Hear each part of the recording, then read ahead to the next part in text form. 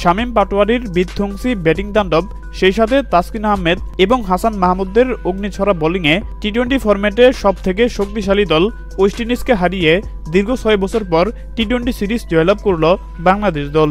দর্শক, সিরিজ জয়ের মিশনে দ্বিতীয় টি-20 ম্যাচে টাইগার বোলারদের সামনে রীতিমতো দাঁড়াতে পারল না ক্যারিবিয়ান ব্যাটাররা।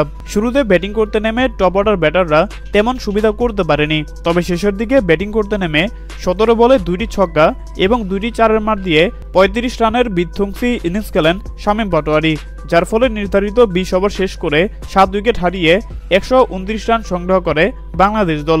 আর 130 রানের ছোট লক্ষ্য তাড়া করতে নেমে টাইগার বোলারদের সামনে রীতিমতো দাঁড়াতে পারল না ওয়েস্ট ইন্ডিজের ব্যাটাররা। ইনিংসের 3য় ওভারেই জোড়া উইকেট শিকার করেন তাসকিন আহমেদ। এরপর তাসকিনের সাথে তাল মিলিয়ে শেখ মাহাদি দুর্দান্ত বোলিং করে আরও 2টি উইকেট শিকার করেন শেখ মাহাদি।